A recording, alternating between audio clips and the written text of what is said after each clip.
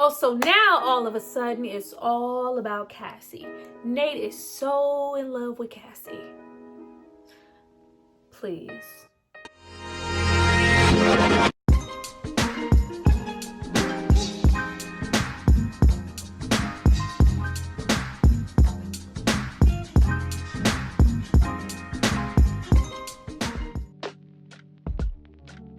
Hi you guys, welcome back to my channel. It's Tyra here with another struggle review, here to discuss Euphoria. Now this is season 2, episode 2, Out of Touch. Now before we get into just how out of touch a couple of these motherfuckers were this episode, I need you guys to drop down and subscribe to my channel and like this video. I'm going to give you guys a moment to do that, and then we're going to come back and discuss all things Nate, Cassie, Maddie, Rue, Jules, Elliot, fuck ups. Everybody just fucking up. Fucking up. Go back.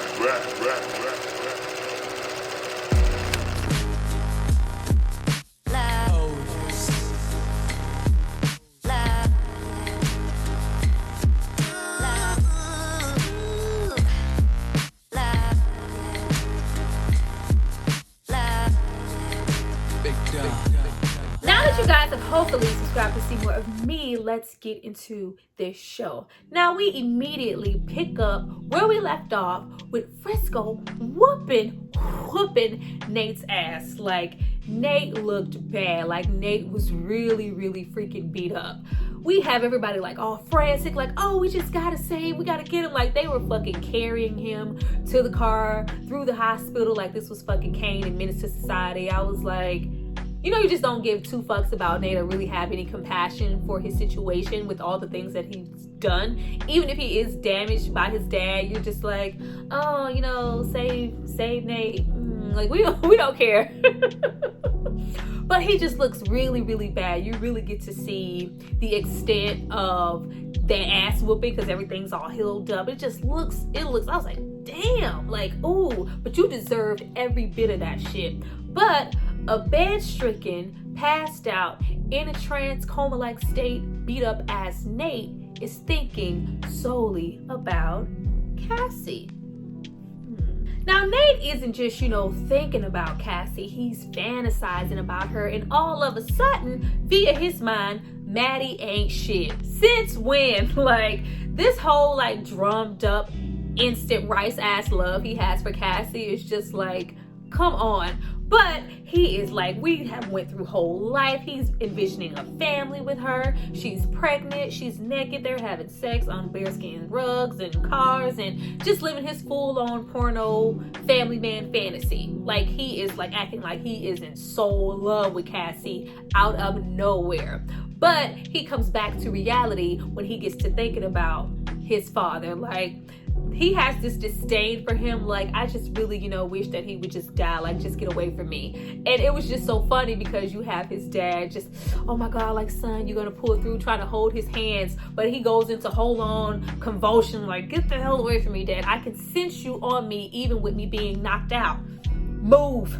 Now, this whole situation of him, instantly being in love with Cassie, fetishizing her, going through whole life with her, like this could be the woman for me, I do not think it was realistic on Nate's part. I just feel like that was still an extension of him trying to see himself outside of, like, if I'm a family man and I'm with Cassie and we're having sex on a bearskin rug and spending our life together, getting married, making a baby, then I'm everything but my dad. I don't want to be that. Even in his fantasy, you see those little drops of, what he's seen as a child, the whole videotape situation, his dad sleeping with other men. It's just like, if I'm this, I'm not that. And he sees himself to be that with Cassie instead of his realistic situation, the woman he's been chasing after, Maddie. You know why? Because Maddie has seen him for who he is. She has, gone backing into the situation, especially last season when she saw them penises in that phone. Like, you're confused, you have a lot going on. But here we have Cassie. She knows nothing about that. And she's, she's just exciting and she's different. And unlike Maddie, she does not have a disc of my dad sleeping with Jules. He knows about the disc. He knows Maddie. I know that you know that I know that you know that you know that I know that you took the disc, Maddie. Watch your back, Maddie. Then we get into Rue and Jules' whole situation with our newcomer, Elliot. Oh, we have her just all frantic, like, I just really want to downplay our situation. I want to act like I don't know him. Who, him over there? Yeah, that's Elliot. I don't really like this whole thing with Rue just kind of switching sides per se. And it's not even really switching sides. She saw him and she saw herself. Like, I think in between the both of them, she just kind of sees like Jules is, you know, a part of her that doesn't do drugs, that, you know, just wants to be clean and free and in love and all this other good stuff. But Elliot is the realistic outlook of where she is. You're confused, you're a junkie, you have no direction, you're hurting. Like, it is just really bad. And Jules recognized this. She's like, I can see something going on. You're being weird. And I feel like that this is gonna be a strong consequence for their relationship. Of course, at this moment, Rue is just, you know, I just don't want her, because it's a secret that Rue's on drugs. Like, what is all of this? You know, because I was with Ellie, like, how does, first of all, you're gay, and how does she not know that you're doing drugs? Like, where? Like, all of these people just walking around acting like Rue is clean. Of course Rue's doing drugs. When you got there, you were informed and you were aware that she relapsed. So why wouldn't she still be relapsing just because you're there? Like, they're really putting a lot of strength on. And so is Jules now. Like, you know, as long as I'm here, putting that burden on herself, Rue is going to remain clean and we're going to be together. She should be happy. We've gotten everything we ever wanted. All she ever wanted was for me to stay here and for me to be with her. But I don't think that that was realistic. She had that horrible ass attachment to Jules, but it's like, now that you got her, now what? You're going to be clean? You're going to be okay? No, you're not. But, you know, after Jules runs off, like, she gonna cry in the car, we realize quickly that this is not just your typical, oh, I'm just meeting up with another friend who does drugs and we're doing drugs. Like, they are getting to know each other. They like each other, especially on Elliot's parts, which is why he was just so shocked. Like, you have a girlfriend? Not even a girlfriend. You're with someone? Like, girl, I'm kind of fucking with you. Like, they're not just hanging out. They are getting to know each other. He wants to know, you know, her backstory. Why are you on drugs? You know, when did your father die? They are really getting to know each other. And she's sharing a whole lot about herself. And we know Rue, she's not, you know, super talkative. She's, first of all, she's always high. But she only, you know, goes so far with certain people. You like this guy. And it's just like, we did all of this with Jules just for it to end up to be a tug of war. Like, Jules, if you're smart, you'll get out now. And that's when we get into Cassie. Cassie's depressed. We kind of press rewind with Cassie and go back to a little bit after, you know, the situation with her having to get rid of the baby and her dealing with that and just being depressed and just kind of trying to tone things down. Like, you hear talk of maybe her being celibate. She's kind of confided in Maddie, like, I don't want to just be out there and really deal with any guys.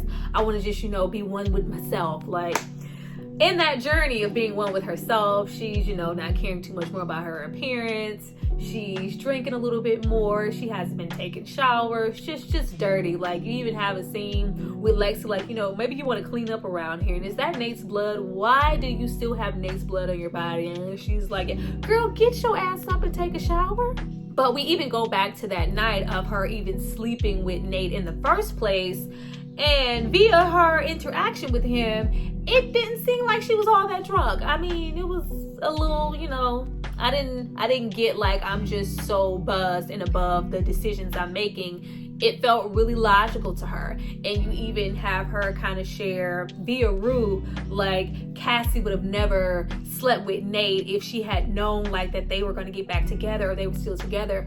Cassie shouldn't have slept with Nate at all, period. Like, out of all people, why would you even consider sleeping with Nate regardless of what's going on with Maddie? Even if they weren't on, they're constantly on and fucking off again, so you never just know. So it's just really questionable for her to make that kind of decision. But you also kind of see her like low-key thinking about Nate. Like, she's like really considering it. Like, she's all indecisive. Like, oh my God, this is a mistake. I'm hurting my friend. I can't believe I did this. But on the other hand, Cassie really likes and enjoys the fact that Nate wants her. Like, all she ever wanted was to, you know, be a girlfriend, be, with some guy, feel needed, feel wanted. She loves that male validation. And at that moment, Nate was giving that to her. So she's kind of considering it, and she's really like low-key thinking about him. And he's thinking about her too.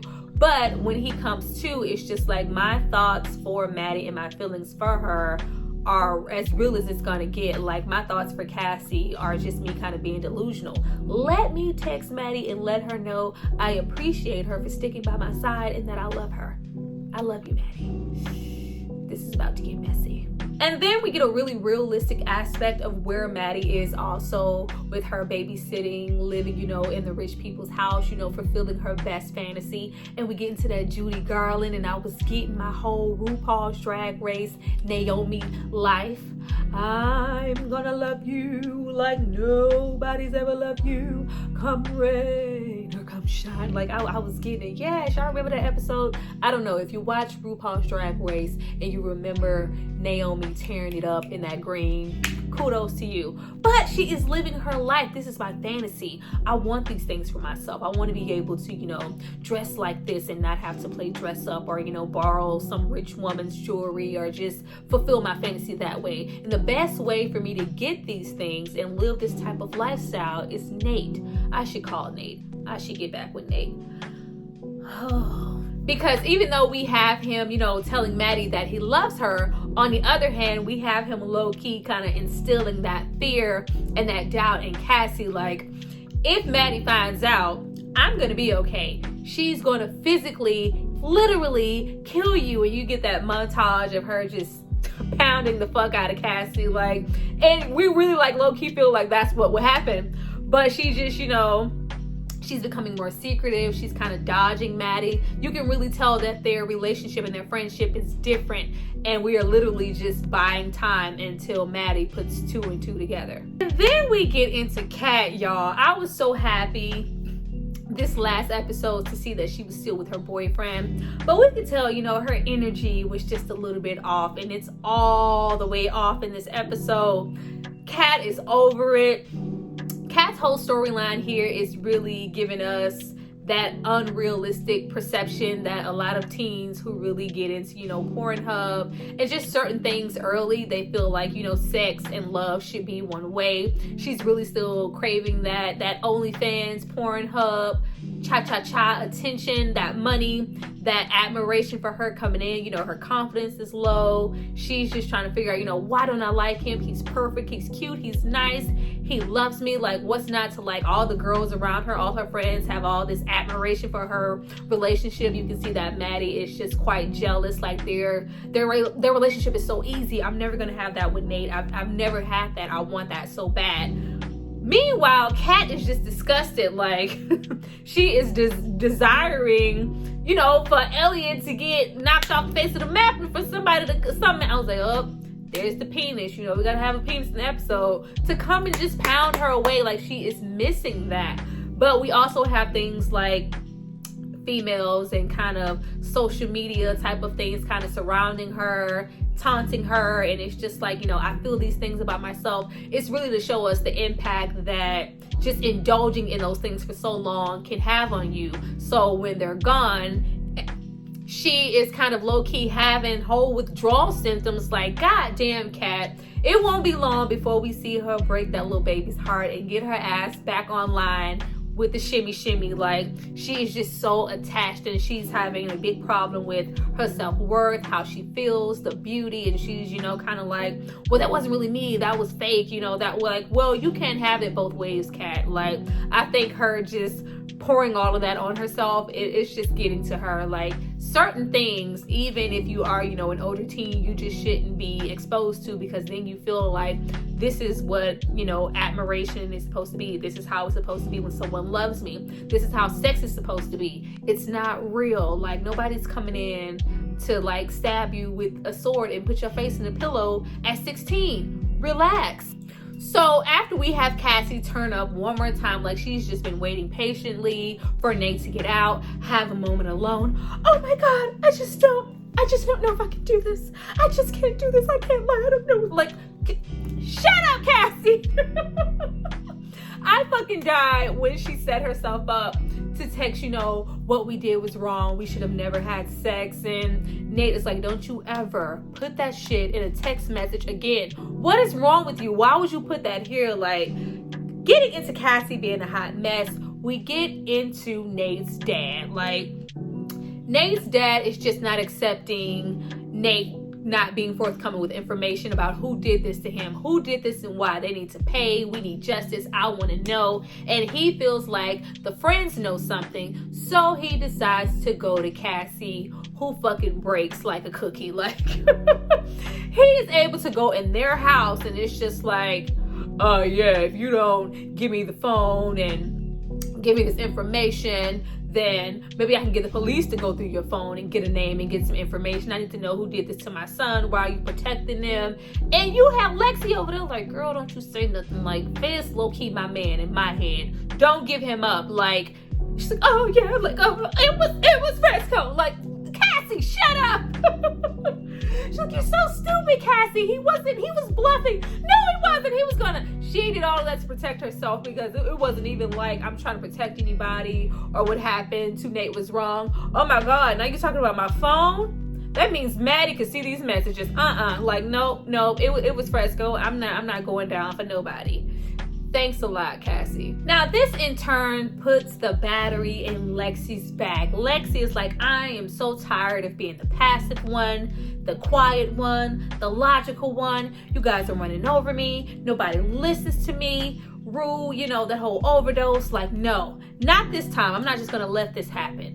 Me, Lexi, I'm gonna get on my bike and ride all the way over to the store so I can warn my man.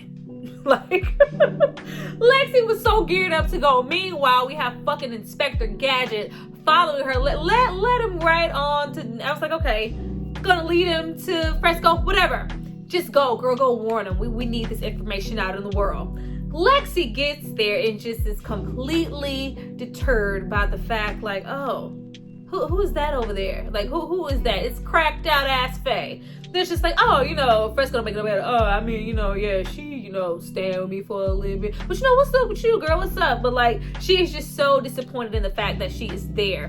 Getting into Fresco and Faye. Like, I was so mad at Fez this episode. Like, I was so mad at him. You don't know how geeked I was between last episode and this one that Rue found a friend. Like, you found a little druggy friend. When we started off this episode and got more into her and Elliot getting to know each other and them low-key liking each other, and he has his own income, he's supplying the drugs. All Rue got to do is low-key show up, which means you're not all up in Fez's shit anymore. We won't have any situations like we did last episode where Rue fucking shit up.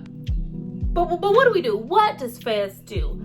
Courtesy of Custer and this whole little situation at the motel, he's being arrested, but I don't want nothing to happen to her. I love my girlfriend. Can you take care of Faye until I get out?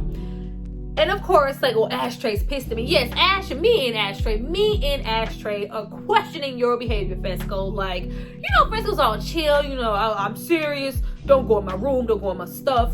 So you want some of this sandwich? Like, no, we don't want any of that sandwich. Get her away from your shit. We got rid of one junkie that's leeching off of you, attached to your situation, and brought in another one? Faye should not be nowhere near your shit, Fresco. Like, I really understand him, and I feel like since he doesn't really have any family, and a situation happened with his grandmother, even Ashtray is not, his blood, so it's just kind of like, I'm out here alone. So anybody that I do have in my life, and I consider them, a friend and a family, I'm going to hold on to them regardless of their situation. Like, regardless of Rue being a whole junkie, I'm still going to have her in my shit. She's still my sister. And we have the same kind of dynamic happen with him and Faye. He's very caring. He's, going to pick you up and, dust you off. I'm going to rub you on the back. Girl, stop taking them drugs. Lay down on the couch. Like, Fresco is a helping hand. But, like, no, like, get them away. Get them away, Fresco. Get them away. Now, since she didn't say anything, we just have Nate's dad in there. I'm like, for real, like, you be real aggy for somebody who needs to go to prison. Like, you do enough dirt in this little town. You need to be keeping a low profile. You can't be going in here trying to hem nobody up, even if they whooped your son's ass. But anyway, I was a little taken back that Frisco did not know who he was, because it was just like he was just some random guy coming in the store. But with how big he is in town, the housing development, the whole chili thing, he's just supposed to be that dude. It's almost like, at first I was like, is he the mayor? But he just didn't, he didn't know who he was. And he, has a gun, and it just looks like an uncomfortable situation. Like he's just about to blow everybody up and go the fuck off. But he chills and he walks away, and it's just like, I got your number, nigga. Like, we don't need them problems. Move. But it's all right, because who's always ready and on go in the back and about that life? Ashtray. Ain't nothing going down. If Ashtray is that dude. He is. Now we end off this episode with just hot ass mess. A whole lot of tea. Got me looking forward to episode 3. We have the whole situation with Nate and Cassie. Like, the texting's not enough. Once he got her in the car, I love how Rue just casually witnesses everything, and she's so high. She's like, oh, why the hell is she going to get in Nate's car? Well, whatever, I'm going to get high with Elliot. Like, you see what Rue has going on. She's kind of low-key canceled on Julie to go hang out and get high with Elliot. And you have even Julie's dad comes in. I really don't think she's a good influence. She's not. Get her away. But when we get into him, his whole energy, Nate has such sinister, nasty ass energy. You just never know what he's gonna do or say. So when he's just driving and Cassie's little ditzy self, oh, where are we going? Like, oh, we're just driving. We're just going. Like, it was very much giving when he told Julie to meet him at the lake. Like, I really thought last season that he was gonna strangle her and throw her in the lake, I swear. But it was giving Jeffrey Dahmer, Ted Bundy vibes, per usual, Nate activity. But you have them drive and they're going and going and going. And mind you, just give yourselves away. You have Maddie call to both of them. Neither one of them answers. Like, when she puts it all together, I cannot wait. Nobody's fucking answering, but they go all the way out in the middle of nowhere. And when he just sits there and then he says, like, I brought you all the way out here to tell you we can't do this. This isn't okay. I was like, oh, so y'all came out here to have sex. Soon as they came out there and that's what he decided to say, I'm like, you could have said this in a message. Like, we didn't need you to come all the way out here to tell me that you didn't want to be with me. Especially for Cassie, because that's the last thing she wants to hear, because all of a sudden she wants to be with Nate and takes off running like the white woman she is. Like, oh God, oh, Cassie, no, where are you going? Oh, Cassie, just, oh. I have a love-hate relationship with Cassie, but you have them go and it's just all like ooh la la, and you don't know the power you have. And of course we get into sex number 2. Now, what is the excuse now? There were no drugs involved, nobody's high, nobody's drunk. Y'all literally drove out here to have sex. If he wasn't gonna murder Cassie, that's what they went out there for, as far as I'm concerned. We also end off with Kat and her relationship, bringing all the girls to go bowl. That's just how much she does not want to hang out with her own boyfriend, and she's distracting herself from it. But we also have a Maddie texting and thinking about Nate. She's planning to get back with Nate. Meanwhile, he's having sex with Cassie. But that's not where we stop. We also get an appearance from Eileen, who is very much disappointed in the fact that Rue has relapsed yet again. So instead of just letting her wander and go off and ride her bike home, not only am I going to drop you off, but I want to come in and introduce myself to your mother. I was like, uh-oh. And Rue was too. She didn't care about nobody's Thelonious Monk, didn't want to listen to nothing he had to say. But at the aspect of her mom finding out that she's still using, she is just so nervous and shook. And I'm like, this is only going to go one way. Like, Eileen wants nothing more than for Rue to get on the straight and narrow and be okay. You know, be free of drugs, girl. I know this path. I know where you're going. It's not pretty. Clean your shit up. So it's like, it's only right for him to eventually, like, if you're going to get close to her mother, you're going to have to tell the truth. And we see that, you know, he's just not in the headspace to lie. Like, I'm not going to, you know, lay all your shit out right now. But if your mother's asking me, you know, how's she doing? She's good, right? She's doing awesome, right? Oh, yeah, she got a long way to go. Like, I'm not going to tell the truth, but I'm not going to lie either. Rue is fucked up. But you heard a little flirting, like, you know, Eileen was flirting a little bit with the mom. Felt like she wanted to rub on Eileen's beanie a little bit. And it's like, oh, he's handsome. Like, girl, you don't want none of that. Now, because it's Euphoria, we can't end it off like that. We have to end with even more bombs being dropped, courtesy of Nate and his father. And it's just like, I need answers, son. Why would some drug-selling store owner trash like that beat you up? What's going on? Oh, you really want to know? Let me close the door, because I don't think you want your wife to hear about this. I was like, oh, shit. See, this is why you're supposed to be asking questions when you got all that dirt. But, of course, Nate being Nate, does not tell the truth, and it's just like, well, yeah, this is in connection with Jules and Rue, and they're trying to blackmail me, and they were gonna threaten to go to the police and try to make you look like a pedophile because you're sleeping with people and blah blah blah. And it's just like, oh my God, son, like, we got to do something about this. And then it's just like, yeah, but don't look at me that way. He's trying so hard to kind of backtrack and explain himself, but it's far too late. And he realizes this when it's just like, I don't need to hear your excuses. I don't need to hear about you not knowing how old she was. Just like I'm sure she didn't know that you were recording her. Like, he found my stash, you found my collection. Yeah, he been found that shit a long time ago, and he's been watching it, and it's affected him in the worst goddamn way. And it's just like, yeah, so you have that disc. Do you still have it? Who has it? Who has the disc? It's like, no, I don't have it. Maddie has it. And that's a whole nother can of worms. So now you kind of have them. It kind of felt like they were teaming up in a way. Like, that is the worst combination to ever team up in teams. Like, they need to stay far away from each other, especially if Nate is going to be Nate and not be honest about how he's been living his life, the thoughts that he is having, how this whole situation has affected him. Even the dad's not thinking about that. For him to know about the disc, that means he saw all the other ones. You're found out. He's just completely unconcerned, and it's just like, okay, yeah, so Maddie has the disc. When do you think we can get that back? Like, and we kind of leave off with them sort of kind of teaming up, and that's the worst team in history. They are the last two that need to team up, but I'm here for it, and I'm freaking looking forward to episode 3. Well, you guys, that was my review for Euphoria Season 2, Episode 2, Out of Touch.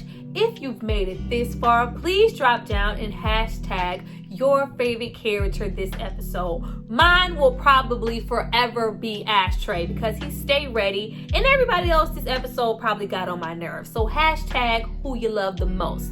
Thank you guys for watching. I see you guys next time. Bye.